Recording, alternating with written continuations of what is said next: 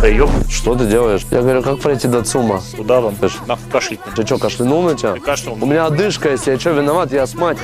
Я астматик. Отойди от меня. Ты зачем дерешься? Ты зачем дерешься? Я тебя тронул или нет? Ты, блядь, подошел и кашлял. Куда кашель? Ты знаешь, что такое кашель, блядь? Или дышат люди? Вот это вот.